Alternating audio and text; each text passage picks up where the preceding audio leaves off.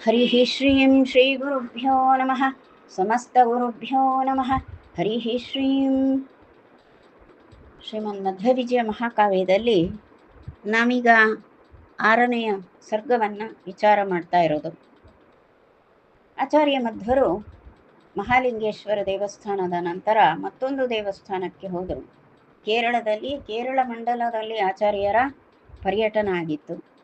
ಅಲ್ಲಿರುವಾಗ ಅಲ್ಲಿ ಒಂದು ವಾದ, ಆ ವಾದದಲ್ಲಿ ಶ್ರುತಿ ಸಂಬಂಧಿ ವಿಚಾರವನ್ನು ಮಾಡ್ತಾ ಇದ್ದದ್ದು. ಮತ್ತು ಶ್ರುತಿಗೆ 3 ಅರ್ಥಗಳು, ಮಹಾಭಾರತಕ್ಕೆ 10 ಅರ್ಥಗಳು, ಸಹಸ್ರನಾಮಕ್ಕೆ ಅಂದರೆ ವಿಷ್ಣು ಸಹಸ್ರನಾಮದ ಎಲ್ಲ ನಾಮಗಳಿಗೂ ಕೂಡ 100 ಅರ್ಥಗಳು ಎನ್ನುವಂಥದ್ದನ್ನು ತಿಳಿಸ್ತಾರೆ ಆಚಾರ್ಯರು. ಆಗ ಹೇಳ್ತೀರಾ ನೀವು 100 ಅರ್ಥಗಳನ್ನು ಹೇಳಬಲ್ಲಿರಾ ಅಂತ ಪೂರ್ಣಪ್ರಜ್ಞರಿಗೆ ಪ್ರಶ್ನೆ. ಆಚಾರ್ಯರು ಆ ಎಲ್ಲ ಪದಗಳಿಗೂ ಕೂಡ ಆ ಅರ್ಥಗಳನ್ನು 100 ಅರ್ಥಗಳನ್ನು ಬಲ್ಲವರು. ಮೊದಲಿಗೆ ವಿಶ್ವ ಪದ, ಆ ವಿಶ್ವಪದಕ್ಕೆ 100 ಅರ್ಥಗಳನ್ನು ಹೇಳಲಿಕ್ಕೆ ಪ್ರಾರಂಭ ಮಾಡಿದರು, ಹೇಳಿದರು. ಅತ್ಯಂತ ಸ್ಪಷ್ಟವಾಗಿ ಬಹುರೀತಿಯ ಯಾವ ಯಾವ ಅರ್ಥಗಳನ್ನು ತಿಳಿಸಬೇಕೋ ಅದೆಲ್ಲ ತಿಳಿಸಿದ್ದಾರೆ. ಅಂಥದ್ದೆಲ್ಲ ಪ್ರಸಂಗ ಬಹಳ ನಡೆದಿದೆ. ಮತ್ತು ಹೀಗೆಲ್ಲ ಅದು ಮಹಾಲಿಂಗೇಶ್ವರ ದೇವಸ್ಥಾನದಲ್ಲಿ ನಡೆದದ್ದು, ಆ ವಿಷ್ಣು ಸಹಸ್ರನಾಮದ ವಿಶ್ವಪದ ಅರ್ಥದ ವಿಚಾರ. ಆ ನಂತರದ ಇನ್ನೊಂದು ದೇವಸ್ಥಾನದಲ್ಲಿ ಅನೇಕ ತಂತ್ರಶಾಸ್ತ್ರ, ತರ್ಕಶಾಸ್ತ್ರಗಳ ವಿಚಾರವೆಲ್ಲವನ್ನು ಕೂಡ ಮಾತಾಡುವಂತಹ ಸಂದರ್ಭ ಬಂತು. ಹಾಗೆ ಅಲ್ಲಿ ಹೋದಾಗ ದಾನ ಸೂಕ್ತದ ವಿಷಯವನ್ನು ಹೇಳಿ ಅಂತ ಆಚಾರ್ಯರನ್ನು ಕೇಳಿತ್ತು. ಕೇರಳ ಮಂಡಲದ ಒಂದು ದೇವಸ್ಥಾನ, ಇಲ್ಲಿ ಯಾವ ದೇವಸ್ಥಾನ ಅಂತ ಹೆಸರು ಹೇಳಲಿಲ್ಲ. ಆ ದೇವಸ್ಥಾನದಲ್ಲಿದ್ದಂತಹ ಅನೇಕ ಮಹಾಮಹನೀಯರಾದಂತಹ ವಿದ್ವಾಂಸರು ದಾನ ಸೂಕ್ತದ ಅರ್ಥವನ್ನು ತಿಳಿಸಿ ಅಂತ ಆಚಾರ್ಯರಿಗೆ ಹೇಳಿದರು. ಅದನ್ನು ಹೇಳುವಾಗ ದಾನ ಸೂಕ್ತದ ಅರ್ಥವನ್ನೇನೋ ಆಚಾರ್ಯರು ಬಿಡಿಸಿ ಹೇಳಿಬಿಟ್ರು. ಸೂಕ್ತವನ್ನು ಹೇಳಿದರು, ಸೂತ್ರಗತವಾದಂತಹ ಎಲ್ಲ ಮಂತ್ರಗಳನ್ನೆಲ್ಲ ಹೇಳಿ ಅಲ್ಲಿ ಹೇಳುವಾಗ ಪೃಣಿಯಾದ್ ಎನ್ನುವಂತಹ ಪದ, ಆ ಪೃಣಿಯಾದ್ ಎನ್ನುವಂತಹ ಪದಕ್ಕೆ ಮೂಲ ಪೃಣಧಾತು ಅಂತ ಹೇಳಿದರು ಆಚಾರ್ಯರು. ಆದರೆ ಅದು ಪ್ರೀಧಾತು ಅಂತ ಮತ್ತೊಬ್ಬ ವಿದ್ವಾಂಸ ವಾದ ಮಾಡಿದ. ಮತ್ತೆ ಮುಂದೆ ಅದು ಆಚಾರ್ಯರು, ಇದು ಬಹಳ ಸರಳವಾದ ಸಣ್ಣ ವಿಷಯ, ಇದರಲ್ಲಿ ಗೊಂದಲ ಮಾಡಿಕೊಳ್ಳುವುದು ಏನಿಲ್ಲ ಅಂತ ಅಲ್ಲಿ ನೆಗಾಡಿಕೊಂಡು ಉತ್ತರ ಕೊಟ್ಟರಂತೆ. ಅದರ ಸಂಬಂಧಿಯಾಗಿ ಹೇಳಿದರು. ಹೀಗೆಲ್ಲ ಆದಮೇಲೆ ಎಲ್ಲ ಜನರು ಕೂಡ ಆಚಾರ್ಯರು ಬಿಡಿಸಿ ಏನು ಸೂಕ್ತದ ಅರ್ಥಗಳನ್ನೆಲ್ಲ ತಿಳಿಸ್ತಾರೆ, ಮಂತ್ರಾರ್ಥಗಳನ್ನು ತಿಳಿಸುವುದನ್ನು ನೋಡಿ ಅಲ್ಲಿಯ ವಿದ್ವಾಂಸರು ಬಹಳ ಆನಂದಿಸಿದರು. ಆಚಾರ್ಯರು ಮಾತಾಡ್ತಾರೆ ಅಂದಾಗ ದೇವತೆಗಳೆಲ್ಲರೂ ಸೇರಿ ಆಚಾರ್ಯರ ಮಾತುಗಳನ್ನು ಕೇಳಿ ಆನಂದಿಸ್ತಾ ಇದ್ರು, ನಮಸ್ಕಾರ ಮಾಡ್ತಾ ಇದ್ರು. ಎಲ್ಲ ಸಭೆಗಳಲ್ಲಿ ಇರುವಂತಹ ಅನೇಕ ಶಾಸ್ತ್ರಜ್ಞರು ಬಂದು ನಮಸ್ಕಾರ ಮಾಡುವುದರ ಹಾಗೆ ದೇವತೆಗಳೇ ಬಂದು ಆಚಾರ್ಯರಿಗೆ ನಮಸ್ಕಾರ ಮಾಡಿದರು. ದೇವತೆಗಳ ಸನ್ನಿಧಿ ಕಣ್ಣಿಗೆ ಕಾಣೋದಿಲ್ಲ, ಮನುಷ್ಯರಿದ್ರೆ ಮಾತ್ರ ಕಾಣ್ತಾರೆ. ಎಷ್ಟು ಜನ ಸೇರಿದ್ರು ಪ್ರವಚನಕ್ಕೆ, ಎಷ್ಟು ಜನ ಸೇರಿದ್ರು ಅಂದರೆ 10 ಜನ ಅಂತಾರೆ. ಎಷ್ಟು ಜನರು ಊಟ ಆಯಿತು ಅಂದರೆ 100 ಅಂತಾರೆ. 100 ಜನರ ಊಟ, ಪ್ರವಚನಕ್ಕೆ 10 ಜನ ಇದ್ದರು ಅಂತ ಹೇಳ್ತಾರೆ. ಇದು ಮಾಮೂಲಾಗಿರುವಂಥದ್ದು. ಯಾವಾಗಲೂ ಪ್ರವಚನಗಳಿಗೆ, ಪಾಠಗಳಿಗೆ, ಅದು ಶಾಸ್ತ್ರ ಪಾಠ ಪ್ರವಚನಗಳಿಗೆ ಯಾರೂ ಜನ ಸೇರುವುದಿಲ್ಲ. ಇದು ಮುಖ್ಯವಾದ ಲಕ್ಷಣ. ಇವರೆಲ್ಲ ಬ್ರಾಹ್ಮಣರೇ, ಮತ್ತೆ ಉಂಬು ಬ್ರಾಹ್ಮಣರು ಅಂತ ಹೇಳ್ತಾರೆ. ಉಂಬು ಭಟ್ರು ಅಂತ ಅರ್ಥ, ಉಣ್ಣುವ ಭಟ್ರು, ಮಂತ್ರ ತಿಳಿದದ್ದು ಭಟ್ರಲ್ಲ. ಹೀಗೆಲ್ಲ ಇರ್ತವೆ. ಹಾಗೆ ಅದು ಲೋಕದಲ್ಲಿ ಹೇಳುವಂಥದ್ದು. ಜ್ಞಾನ ಯಾರಿಗೆ ಬೇಕು, ಅದನ್ನು ಜ್ಞಾನ ಅನ್ನೋದು ಅದಕ್ಕೆ ಬಹಿಷ್ಕಾರ ಹಾಕಿ ಬಿಟ್ಟಿರ್ತಾರೆ. ಆಚಾರ್ಯರು ಅತ್ಯಂತ ಸುಂದರವಾಗಿ ಮಂತ್ರಾರ್ಥಗಳನ್ನು ಹೇಳುವಾಗ ಬಹಳ ಜನ ಜಿಜ್ಞಾಸುಗಳು ಕೇಳಿ ಆನಂದಿಸಿ ನಮಸ್ಕರಿಸಿದರು. ದೇವತೆಗಳಂತೂ ಕಣ್ಣಿಗೆ ಕಾಣದ ದೇವತೆಗಳು ಅವರು.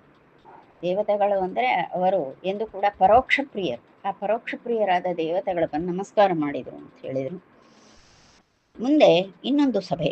ಆ ಸಭೆಯಲ್ಲಿ ಒಂದು ವೇದದ ಪ್ರಸಂಗವನ್ನು ಆಚಾರ್ಯರು ವೇದ ಮಂತ್ರವನ್ನು ವರ್ಣಿಸುವಾಗ ಅಲ್ಲಿ ಸಂದರ್ಭ ಏನಿತ್ತು, ವೇದದಲ್ಲಿ ಹೇಳುವಂಥ ಸೂಕ್ತದ ಅರ್ಥ ವಿವರಣೆಯಲ್ಲಿ ಒಬ್ಬ ಕನ್ಯೆ, ಆ ಕನ್ಯೆಯೊಬ್ಬಳು ದೇವೇಂದ್ರನನ್ನು ಬಹಳ ಸ್ತೋತ್ರ ಮಾಡ್ತಾಳೆ. ಒಬ್ಬ ಕನ್ಯೆ ದೇವೇಂದ್ರನನ್ನು ಬಹಳ ಸ್ತೋತ್ರ ಮಾಡುವಂಥದ್ದು, ಮತ್ತು ಅವಳ ಆ ಕನ್ಯೆ ಸ್ತೋತ್ರ ಮಾಡಿದ್ದರಿಂದ ಪ್ರೀತನಾದಂತಹ ದೇವೇಂದ್ರ ಆ ಕನ್ಯೆಗೆ ಅತ್ಯಂತ ಹೆಚ್ಚಿನ ಸೌಂದರ್ಯವನ್ನು ಕೊಟ್ಟ ಅಂತ ಹೇಳೋದು. ದೇವೇಂದ್ರ ಆ ತನ್ನನ್ನು ಸ್ತೋತ್ರ ಮಾಡಿದಂತಹ ಕನ್ಯೆಗೆ ಅಪಾರವಾದ ಸೌಂದರ್ಯವನ್ನು ಕರುಣಿಸಿದಂತೆ, ದೇವೇಂದ್ರ ಕೊಟ್ಟ ವರ. ಈ ರೀತಿಯ ಒಂದು ಅಭಿಪ್ರಾಯವುಳ್ಳಂತಹ ಸೂಕ್ತವನ್ನು ಹೇಳಿದರು. ಅದು ಕೂಡ ಈ ದಾನ ಸೂಕ್ತದ ಒಂದು ಭಾಗವೇ ಆಗಿದೆ. ಇದನ್ನೆಲ್ಲ ಆಚಾರ್ಯರು ವರ್ಣಿಸುವಾಗ ಅಪಾಲ ಎನ್ನುವಂಥ ಪದ ಬರ್ತದೆ. ಅಪಾಲ ಅಂದರೆ ಪಾಲಕರಿಲ್ಲದವಳು ಅನ್ನೋ ಅರ್ಥ. ಗೋಪಾಲ ಅಂದ್ರೆ ಅರ್ಥ ಏನು? ಗೋವನ್ನು ಪಾಲನೆ ಮಾಡುವವನು, ರಕ್ಷಕ, ಗೋಪಾಲಕ. ಗೋಪಾಲ ಅಂದರೆ ಗೋರಕ್ಷಕ ಅಂತ ಅರ್ಥ. ಹಾಗೆ ಅಪಾಲ ಅಂದರೆ ಪಾಲರು ಇಲ್ಲದವಳು, ಅನಾಥ ಅನ್ನೋ ಅರ್ಥವನ್ನು ನಾವೆಲ್ಲ ಮಾಮೂಲಾಗಿ ಹೇಳ್ತೇವೆ. ಯಾರು? ನಮ್ಮಂಥವ್ರು, ನಮಗೆ ಸಂಸ್ಕೃತ ಬರ್ತದೆ ಅನ್ನೋ ಸೊಕ್ಕಿನಲ್ಲಿ ಹೇಳ್ತೇವೆ. ಆದರೆ ಇಲ್ಲಿ ಆ ಅರ್ಥ ಅಲ್ಲ ಅಂತ. ಇದು ಸಾಮಾನ್ಯ ಜನರು ಕೇಳಿದ ಕೂಡಲೇ ಈ ಅರ್ಥ ಮಾಡಿಬಿಡ್ಬೋದು. ಆದರೆ ಆಚಾರ್ಯರು ಈ ಸೂಕ್ತದಲ್ಲಿ ಬರುವಂತಹ ಅಪಾಲ ಎನ್ನುವ ಪದಕ್ಕೆ ನಿತ್ಯ ಯೌವನ ಪೂರ್ಣೆ ಎನ್ನುವ ಅರ್ಥವನ್ನು ಹೇಳಿದರು. ನಿತ್ಯ ಯೌವನ ಪೂರ್ಣೆ ಎನ್ನುವಂತಹ ಕೀರ್ತಿತ ಅತಿತರುಣೀತಿ ಅಯಂ ಪೂಚೆ. ಆಚಾರ್ಯರು ಹೇಳಿದರು ಅತಿತರುಣಿ ಎನ್ನುವಂತಹ ಅರ್ಥವನ್ನು ಅಪಾಲ ಎನ್ನುವ ಪದಕ್ಕೆ ಹೇಳಿದರು. ಅದು ಹಾಗೆ ಹೇಗೆ ಬರ್ತದೆ ಅರ್ಥ ಅಂತ ಗೊತ್ತಾಗಲಿಲ್ಲ, ಎಲ್ಲರಿಗೂ ತಕ್ಷಣಕ್ಕೆ ಅದು ಹೊಳಿಲಿಲ್ಲ. ಅಪಾಲ ಅಂದರೆ ಅತಿತರುಣಿ ಅನ್ನೋ ಅರ್ಥ ಹೇಗೆ ಕೂಡ್ತದೆ ಎಲ್ಲರೂ ಯೋಚಿಸ್ತಾ ಇದ್ರು. ಶ್ವಿತ್ರಿಣೀ ಭವತಿ ತತ್ಪದವಾಚ್ಯೆ ಶ್ವಿತ್ರಿಣೀ ಭವತಿ ತತ್ಪದವಾಚ್ಯೆ ತ್ಯಾಗ್ರಹೇಣ ವದತೋ ಅವಿದುಷೋತ್ರ ಕಶ್ಚಿದೇಷ್ಯತಿ ವಿಪಶ್ಚಿದಿಹೈನಂ ಪೃಚ್ಛತೇತ್ಯಯಮಗಚ್ಛದ ಅಥೋಕ್ತ್ವಾ. ಸರಿ, ಇನ್ನೊಂದು ಅಲ್ಲಿ ಒಬ್ಬ ಪಂಡಿತ ಹೇಳಿದ್ನಂತೆ, ಅಪಾಲ ಅಂದರೆ ಏನರ್ಥ ಗೊತ್ತಾ? ಅಪಾಲ ಅಂದರೆ ಶ್ವಿತ್ರಿಣಿ ಅಂತ ಹೇಳಿಬಿಟ್ಟ. ಶ್ವಿತ್ರಿಣಿ ಭವತಿ ತತ್ಪದ ವಾಚ್ಯೇತಿ ಆಗ್ರಹೇಣ ಅಂತ ಹಠ ಮಾಡಿ ಒಬ್ಬ ವಿದ್ವಾಂಸ ಹೇಳಿದ. ಅಪಾಲ ಅನ್ನೋ ಪದಕ್ಕೆ ಶ್ವಿತ್ರಿಣಿ ಅಂತ ಅರ್ಥ. ಶ್ವಿತ್ರಿಣಿ ಅಂದರೆ ಶ್ವಿತ್ರ ಅಂದರೆ ತೊನ್ನು ಅಂತ ಅರ್ಥ. ಮೈಯಲ್ಲೆಲ್ಲ ಬಿಳಿ ಬಿಳಿ ಆಗ್ಬಿಡ್ತದೆ, ಮೈಯ ಚರ್ಮ ಬಿಳಿದಾಗ್ತದೆ, ಮೈಯ ಚರ್ಮವೆಲ್ಲವೂ ಕೂಡ ಬಿಳಿದಾಗ್ತದೆ. ಸ್ವಲ್ಪ ಕೆಂಪು ಬರ್ತದೆ ಬಿಳಿ, ಆದರೆ ಅದೊಂಥರ ಅಸಹಜವಾದ ಬಿಳಿ. ಬೆಳ್ಳಗಿರುವವರು ಕೆಂಬಣ್ಣದ ಬಿಳಿ, ಗುಲಾಬಿ ಬಣ್ಣದವರೆಲ್ಲ ಬಹಳ ಇರ್ತಾರೆ ನಮ್ಮ ಈ ಕರಾವಳಿ ಬದಿಯಲ್ಲಿ ಜಾಸ್ತಿ. ಒಳ್ಳೆ ಬಿಳಿ ಬಣ್ಣದವರು, ಅದರಲ್ಲಿ ಕೆಲವರು ತಾಳೆ ಬಣ್ಣದವರು ಇರ್ತಾರೆ, ಕೆಲವರಿಗೆ ಒಳ್ಳೆ ಗುಲಾಬಿ ಕೆಂಪು ಬಣ್ಣ, ಗುಲಾಬಿಯ ಆ ಒಂದು ಬಣ್ಣ ಇರುವಂಥ ಆ ರೀತಿಯ ಬೆಳ್ಳಗಿರುವವರು ಇರ್ತಾರೆ. ಇದು ಸಹಜವಾದ ಬಿಳುಪು ಬೇರೆ. ಆದರೆ ಈ ಬಿಳುಪು ಅಂದರೆ ಚರ್ಮದ ಬಿಳುಪು ಅಂದರೆ ಹೇಗೆ ಅದು ರೋಗಗ್ರಸ್ತ ಅಂತ. ಅದಕ್ಕೆ ಶ್ವಿತ್ರ ರೋಗ ಅಂತ ಹೇಳ್ತಾರೆ. ಅದು ಶ್ವೇತಕುಷ್ಠ ಅಂತ ಅದೊಂದು ರೋಗ, ಚರ್ಮದ ರೋಗ. ಆದರೆ ಅದು ಬಾಧೆ ಮಾಡುವುದಿಲ್ವಂತೆ, ಯಾವ ರೀತಿ ಬಾಧೆ ಆಗುವುದಿಲ್ವಂತೆ. ಆದರೆ ಅದು ರೋಗ, ಅದು ಚರ್ಮವನ್ನು ವಿವರಣೆ ಮಾಡುವುದು, ಯಾವ ಬಣ್ಣ ಇರ್ತದೋ ಅದನ್ನು ಬಹಳ ವಿವರಣೆ ಮಾಡುವುದು ಅಂತ ಇದನ್ನು ಹೇಳ್ತಾರೆ. ಬಹಳ ಜನ ಆ ರೀತಿ ವಿವರಣ ಆಗುವುದು ಅದನ್ನು ನೋಡ್ತೇವೆ ನಾವು. ಅದನ್ನು ಆ ರೀತಿ ರೋಗಗ್ರಸ್ತಳಾದ ಸ್ತ್ರೀ ಅಂತ ಅಪಾಲ ಶಬ್ದಕ್ಕೆ ಶ್ವಿತ್ರ ರೋಗ ಅಂದರೆ ತೊನ್ನು ರೋಗವನ್ನು ಹೊಂದಿದವಳು ಎನ್ನುವ ಅರ್ಥವನ್ನು ಒಬ್ಬ ಹಠ ಮಾಡಿ ಹೇಳಿದ. ಅಲ್ಲಿ ಕೆಲವು ಒಬ್ಬ ಮಾತ್ರ ಅಲ್ಲ, ಊಚೆ ಅಂತಾರಲ್ವ, ಇತ್ಯಾಗ್ರಹೇಣ ವದತೋ ಅವಿದುಷೋತ್ರ ಅಂದರು. ಆ ರೀತಿ ಅವಿದುಷ ಇಲ್ಲಿ ಬಹುವಚನ ಹೇಳ್ತಾರೆ. ಒಬ್ಬ ಹೇಳಿದಾಗ ಎಲ್ಲರೂ ಸೇರಿಕೊಂಡು, ಹಾಗೆ ಒಂದಷ್ಟು ಜನ ಬಹಳ ಹಠದಿಂದ ಈ ಮಾತನ್ನು ಹೇಳಿದರು. ಆಗ ಆಚಾರ್ಯರು ಹೇಳಿದ್ರಂತೆ, ನಾನು ಮುಂದೆ ಪರ್ಯಟನದಲ್ಲಿದ್ದೇನೆ, ಮುಂದಿನ ಊರಿಗೆ ಸಂಚಾರ ಮಾಡಬೇಕು, ಅಪಾಲ ಶಬ್ದಕ್ಕೆ ಅತಿ ತರುಣಿ ಎನ್ನುವ ಅರ್ಥ, ಅದರಲ್ಲೂ ಈ ದಾನ ಸೂಕ್ತದಲ್ಲಿ ಬಂದಿರೋದು ಇದು ಅರ್ಥ. ಇಷ್ಟು ಹೇಳಿ ಆಗಿದೆ. ನೀವು ಮತ್ತೆ ತೊನ್ನು ರೋಗ ಹಿಡಿದವಳು ನೀವು ಹೇಳೋದಾದರೆ ನೀವೇನು ಹೇಳಿ, ನಾನು ಮುಂದಿನ ಊರಿಗಂತೂ ಹೋಗ್ತೆ. ಮತ್ತೆ ಸ್ವಲ್ಪ ಹೊತ್ತಿನಲ್ಲಿ ಮತ್ತೊಬ್ಬ ಇಲ್ಲಿಗೆ ಬರ್ತಾನೆ. ಒಬ್ಬ ತಿಳಿದವ ಪೃಚ್ಛತೇತ್ಯಯಂ ಅಗಚ್ಚತ್ ಅಥೋಕ್ತ್ವಾ ಕಶ್ಚಿದೇಷ್ಯತಿ. ಕಶ್ಚಿದ್ ಅಂದರೆ ಒಬ್ಬನೊಬ್ಬ ವ್ಯಕ್ತಿ ಇದೇ ಸ್ಥಳಕ್ಕೆ ಇಹ ವಿಪಶ್ಚಿದ್ ಏಷ್ಯತಿ. ಇಹ ಅಂದರೆ ಇಲ್ಲಿಗೆ, ಕಶ್ಚಿದ್ ವಿಪಶ್ಚಿತ್ ಒಬ್ಬ ಒಳ್ಳೆ ಉತ್ತಮವಾದಂತಹ ಜ್ಞಾನವುಳ್ಳವ, ಒಳ್ಳೆ ವಿದ್ವಾಂಸ ಇಲ್ಲಿಗೆ ಬರ್ತಾನೆ. ವಿಪಶ್ಚಿದ್ ಅಂದರೆ ಜ್ಞಾನಿ ಅಂತ ಅರ್ಥ. ಒಳ್ಳೆ ಶಾಸ್ತ್ರಜ್ಞಾನವುಳ್ಳಂತಹ ವ್ಯಕ್ತಿ ಇಲ್ಲಿ ಬರಲಿಕ್ಕಿದ್ದಾನೆ, ನಾನು ಹೊರಡ್ತೇನೆ. ಅವನು ಹೇಳ್ತೇನೆ, ಅವನನ್ನು ಪೃಚ್ಛತ, ಏನಂ ಪೃಚ್ಛತ, ನೀವು ಅವನನ್ನು ಪ್ರಶ್ನೆ ಮಾಡಿ ಅಂತ ಈ ರೀತಿ ಮಾತನ್ನು ಹೇಳಿಬಿಟ್ಟು ಆಚಾರ್ಯರು ಮುಂದೆ ತಾವು ಮುಂದಿನ ಸ್ಥಳಕ್ಕೆ ಹೊರಟು ಬಿಟ್ಟರು. ದೇಶಮೇನ ಮಚಿರಾದುಪಯಾತಃ ತಾದೃಶಾಕೃತಿರಹೋ ಕೃತ ಬುದ್ಧಿ ತಾಂಸ್ತಥಾಭ್ಯಧಿತ ತತ್ಪದ ಭಾವಂ ಸೂರಿಮೌಲಿಮಣಿನಾತ್ರ ಯಥೋಚೆ. ಆಚಾರ್ಯರು ಆ ಕಡೆ ಹೊರಟು ಬಿಟ್ಟರು. ಮತ್ತೊಂದು ಸ್ಥಳಕ್ಕೆ ಅವರ ಸಂಚಾರ ಮುಂದುವರೆಯಿತು. ಆಗ ಇವರು ಯಾವ ದೇವಸ್ಥಾನದಲ್ಲಿ ಈ ಅಪಾಲ ಶಬ್ದ ಇತ್ಯಾದಿ ವಿಷಯಗಳನ್ನು ಮಾತಾಡಿದ್ರು ಆ ಸ್ಥಳಕ್ಕೆ ಬಹಳ ವೇಗವಾಗಿ ಆಚಾರ್ಯರು ಅಲ್ಲಿಂದ ಹೊರಟು ಕೂಡಲೇ ಇನ್ನೊಬ್ಬ ವಿದ್ವಾಂಸ ಅಲ್ಲಿಗೆ ಬಂದ. ಆ ಒಳ್ಳೆ ವಿದ್ವಾಂಸ ಆಚಾರ್ಯರು ಯಾವ ಯಾವ ಗುರುತುಗಳನ್ನು ಹೇಳಿದ್ರು, ಈ ಲಕ್ಷಣದ ವ್ಯಕ್ತಿ ಬರ್ತಾನೆ ಅಂತ ಏನು ಆಚಾರ್ಯರು ಹೇಳಿದ್ರು ಅದೇ ಲಕ್ಷಣದ ವ್ಯಕ್ತಿ ಬಂದ. ಆ ವ್ಯಕ್ತಿ ಒಳ್ಳೆ ವಿದ್ವಾಂಸನೂ ಆಗಿದ್ದ. ಆಚಾರ್ಯರು ಅಂದರೆ ಏನು, ಸೂರಿ ಮೌಲಿ ಮಣಿನ ಅಂತ ಹೇಳ್ತಾರೆ. ಸೂರಿ ಮೌಲಿ ಮಣಿ, ಮೌಲಿ ಅಂದರೆ ಜುಟ್ಟು, ತಲೆ ಮೇಲೆ ಇಡುವಂತಹ ಮಣಿ ಅಂದರೆ ಚೂಡಾರತ್ನ, ಚೂಡಾಮಣಿ ಅಂತ ಹೇಳ್ತಾರಲ್ಲ. ಚೂಡ ಅಂದರೆ ಜುಟ್ಟು, ಶಿಖಾಮಣಿ, ಶಿರೋಮಣಿ, ಚೂಡಾಮಣಿ, ಚೂಡಾರತ್ನ ಹೀಗೆಲ್ಲ ಹೇಳುವಂತಹ ಮಾತಿದೆ. ತಲೆಯ ಮೇಲೆ ಸೂಡಿಗೊಳ್ಳುವಂತಹ ಒಂದು ಆಭರಣ ಅಂದರೆ ಮೇಲ್ಮಟ್ಟದ್ದು ಅಂತ, ಉತ್ತಮೋತ್ತಮವಾದಂತಹ ರತ್ನ ಅಂತ. ಸೂರಿ ಮೌಲಿ ರತ್ನ ಅಂದ್ರೇನು, ಸೂರಿ ಮೌಲಿ ಮಣಿ ಅಂದರೆ, ಸೂರಿ ಅಂದರೆ ಜ್ಞಾನಿ ಶ್ರೇಷ್ಠರು ಅಂತ ಅರ್ಥ. ಜ್ಞಾನಿ ಶ್ರೇಷ್ಠರಾದಂತಹ ಆಚಾರ್ಯರು ಹೇಳಿದ ಲಕ್ಷಣದಲ್ಲಿಯೇ ಆ ವ್ಯಕ್ತಿ ಅಲ್ಲಿ ಬಂದು ಸೇರಿದ್ದಾಯಿತು. ಮತ್ತು ಆ ಪದದ ಅರ್ಥ ಅವರೆಲ್ಲ ಪ್ರಶ್ನೆ ಮಾಡಿದರು. ಆ ಗುಂಪು ಏನಿತ್ತು, ಆ ಸಮೂಹ, ದೇವಸ್ಥಾನದಲ್ಲಿ ಸೇರಿದ ವಿದ್ವಜ್ಜನರ ಸಮೂಹ ಸ್ವಲ್ಪ ಮೊಂಡು ಹಠ ಇದ್ದವರು.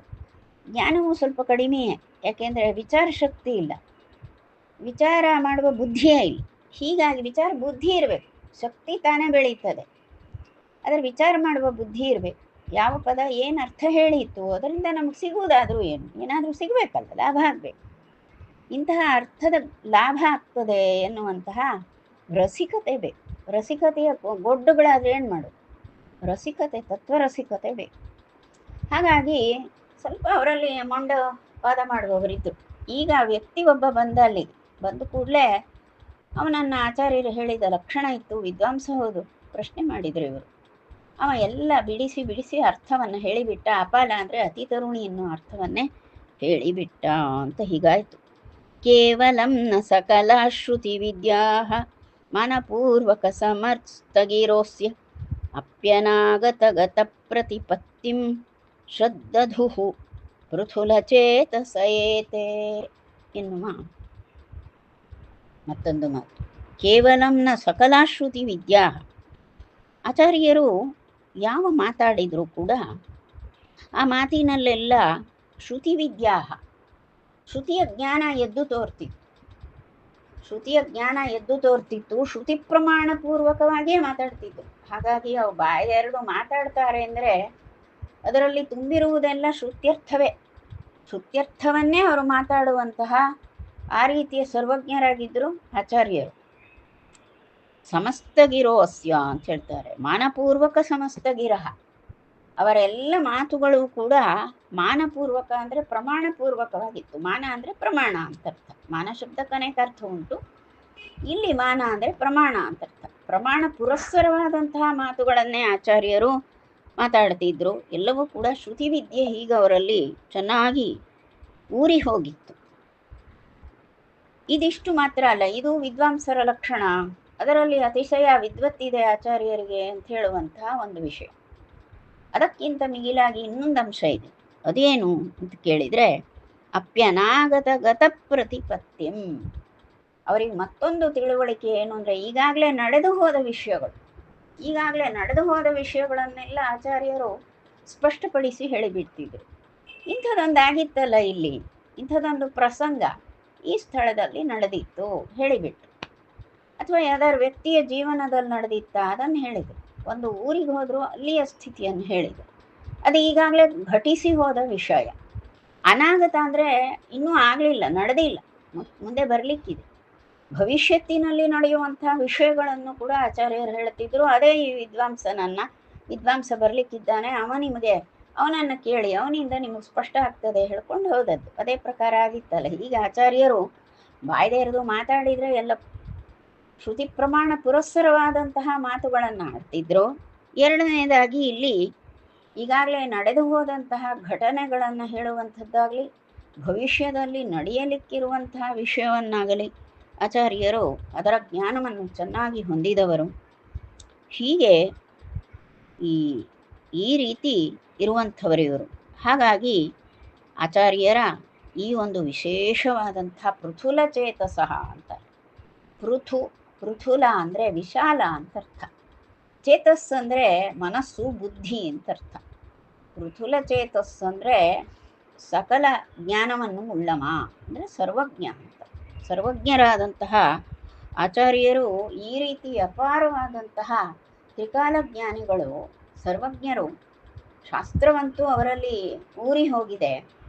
ಅವರು ಏನು ಮಾತಾಡಿದರೂ ಕೂಡ ಶ್ರುತಿ ಪ್ರಮಾಣ ಪುರಸ್ಸರವಾಗಿ ಆಡ್ತಾರೆ ಅಂಥೇಳಿ ಜನರಿಗೆ ಮನವರಿಕೆಯಾಗಿ ಆಚಾರ್ಯರ ಮಾತುಗಳಲ್ಲಿ ಅವರು ಹೆಚ್ಚಿನ ಶ್ರದ್ಧೆಯನ್ನು ವಹಿಸಿದರು. ಹೀಗೆ ಜನರಿಗೆಲ್ಲ ಆಚಾರ್ಯರ ಉಪದೇಶ ಏನಿತ್ತು, ಆಚಾರ್ಯರು ನೀಡುವಂಥ ಅರಿವಿನ ಒಂದು ಆನಂದ ಎಲ್ಲರಿಗೂ ಉಂಟಾಗಿತ್ತು.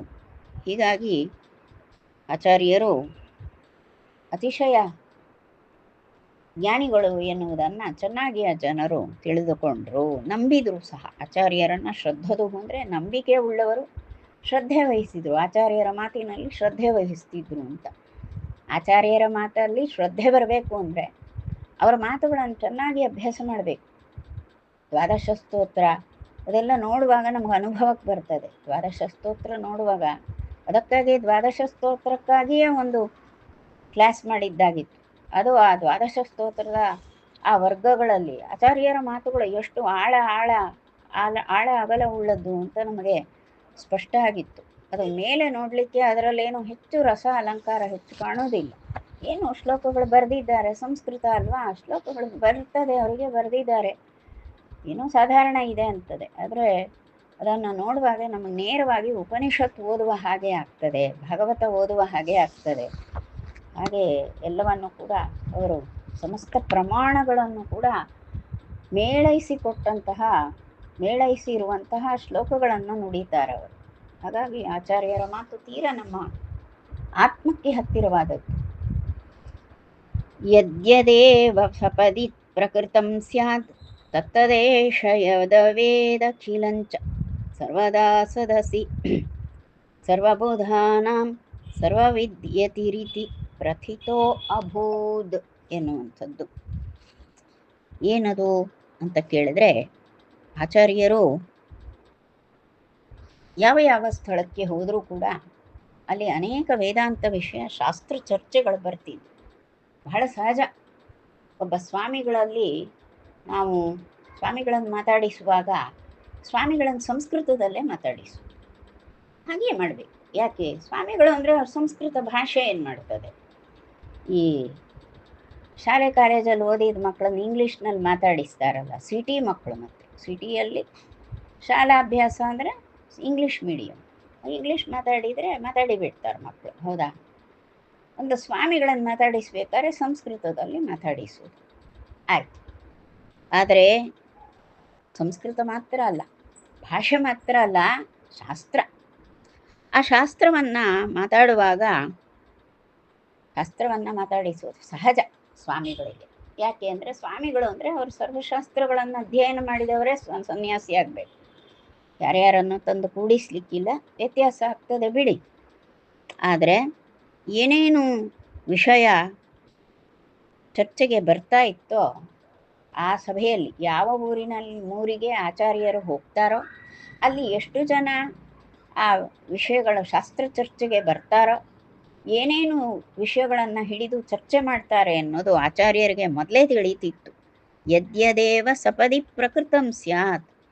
ಈಗ ಏನೆಲ್ಲ ಚರ್ಚೆಗೆ ಬರ್ಬೋದು ಅವೆಲ್ಲ ಅವೇದ ಅಖಿಲಂಚ, ಅವೆಲ್ಲವನ್ನು ಚೆನ್ನಾಗಿ ಆಚಾರ್ಯರು ತಿಳಿದೇ ಇರ್ತಿದ್ರು. ಹೀಗಾಗಿ ಎಲ್ಲ ಕಾಲಗಳಲ್ಲಿ ಕೂಡ ಸರ್ವದಾ ಸದಸ್ಸಿ ಸರ್ವಬುಧಾನಾಂ ಸರ್ವವಿದ್ಯತಿ ಅಂತ ಎಲ್ಲ ಯಾವಾಗಲೂ ಕೂಡ ಸದಸ್ಸಿನಲ್ಲಿ ಯಾವಾಗಲೂ ಕೂಡ ಎಲ್ಲ ಊರಿನಲ್ಲೂ ನಡೆಯುವಂತಹ ಸಭೆಗಳು ಉಂಟಲ್ಲ, ಆ ಸಭೆಗಳಲ್ಲಿ ಬರುವಂತಹ ಎಲ್ಲ ಜ್ಞಾನಿ ಜನರು ಅಂದರೆ ಎಲ್ಲ ವಿದ್ವಾಂಸರೇನು ಬರ್ತಾರೆ ಅವರ ಬಗ್ಗೆ ಆ ಸರ್ವಜ್ಞರಾದಂತಹ ಯತಿಗಳಾದ ಆಚಾರ್ಯರಿಗೆ ಚೆನ್ನಾಗಿ ತಿಳಿದಿರ್ತಿತ್ತು. ಮತ್ತು ಸರ್ವಬುಧಾನಾಂ ಸರ್ವವಿದ್ಯತಿ ರೀತಿ ಸಭೆಯಲ್ಲಿ ಸೇರಿದಂತಹ ಆ ವಿದ್ವಾಂಸರಿಗೂ ಕೂಡ ಆಚಾರ್ಯರ ಬಗ್ಗೆ ಒಂದು ವಿಷಯ ಗೊತ್ತಿತ್ತು.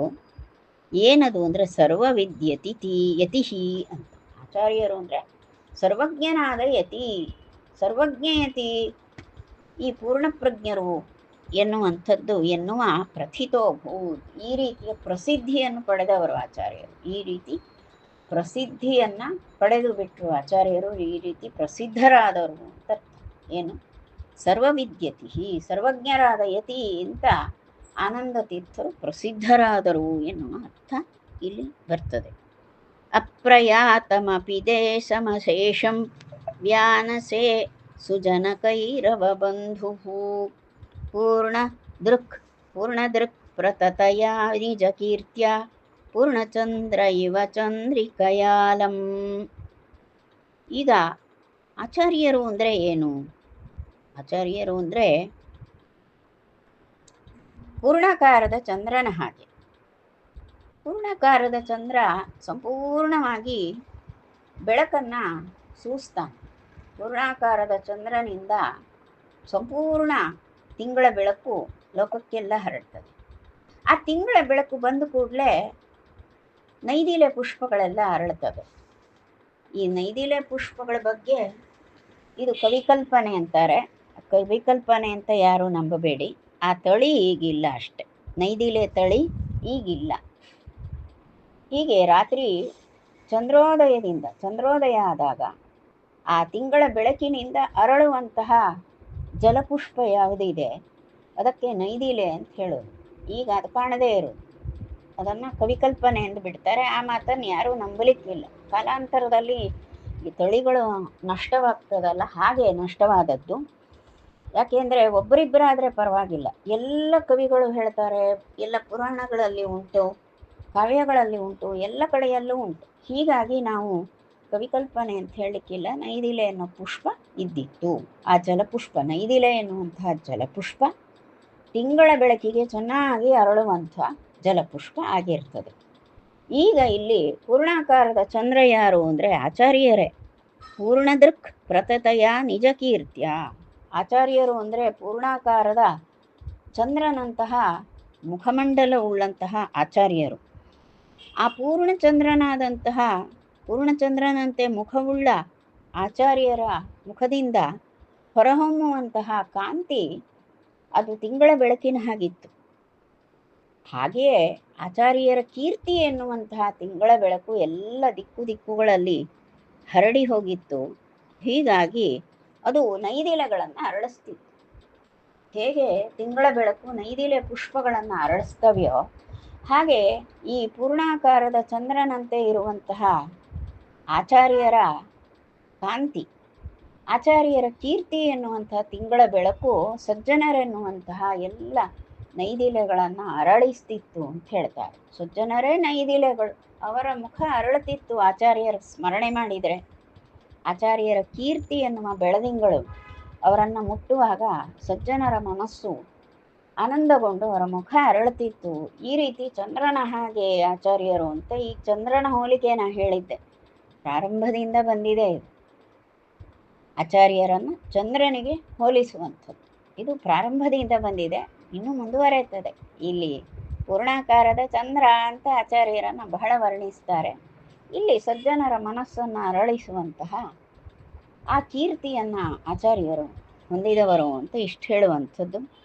ಸುಂದರೇಶು ಸುರಮಂದಿರ ವೃಂದೇಶ್ವಿಂದಿರಾರಮಣ ವಂದನ ಕೃತ್ಯಂ ಆಚರನ್ನ ಸುಚಿರಾತ್ ಸುವಿಚಾರಃ ರೂಪ್ಯ ಪೀಠಪತಿಮಾಪ ಮುಕುಂದಂ. ಆಚಾರ್ಯರು ಹೀಗೆ ತಿರುಗಾಟ ಮಾಡಿ ಮಾಡಿ ಮಾಡಿ ಮತ್ತೆ ಮಂಗಳೂರು ದಾಟಿ ಉಡುಪಿಗೆ ಬಂದು ಸೇರಿದ್ದಾಯಿತು.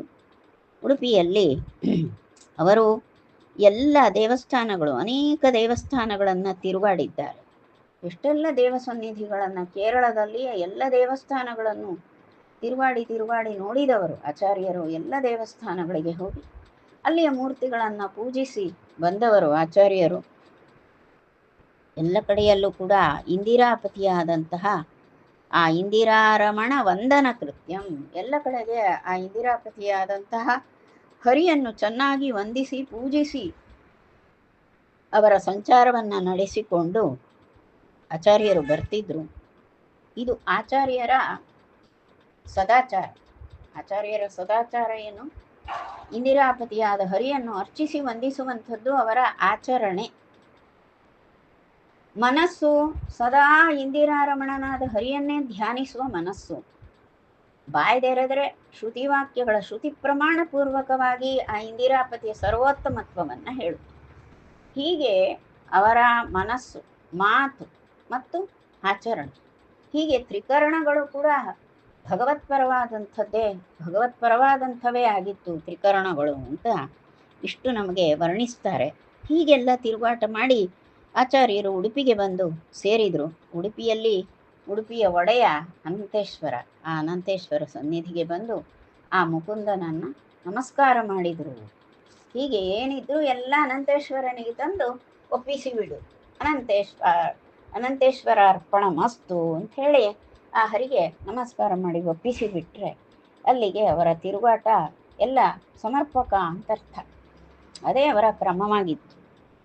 ಈಗ ಮುಂದೆ ಇಲ್ಲಿ ನಮಗೆ ಒಂದಷ್ಟು ಶ್ಲೋಕಗಳು ಉಂಟು. ಯಾಕೆ ಈ ಶ್ಲೋಕಗಳು ಈ ರೀತಿ ಒಟ್ಟಾಗಿಯೇ ಹೇಳಬೇಕಾಗ್ತದೆ? ಯಾಕೆ ಹೀಗೆ ಹೇಳ್ತಾರೆ ಅಂದರೆ, ಮಹಾಕಾವ್ಯದಲ್ಲಿ ಈ ಕ್ರಮ ಉಂಟು. ಮಹಾಕಾವ್ಯ ಅಂದರೆ ಎರಡೆರಡು ಅರ್ಥ ಬರುವ ಹಾಗೆ, ಎರಡರ್ಥ, ನಾಲ್ಕರ್ಥ, 25 ಅರ್ಥಗಳು 25 ಅರ್ಥಗಳನ್ನು ಹೊಂದಿರುವಂಥ ಕಾವ್ಯಗಳು ಉಂಟು. ಒಂದೇ ಶ್ಲೋಕ 25 ರೀತಿಯ ಅರ್ಥವನ್ನು ವರ್ಣಿಸಬಹುದು.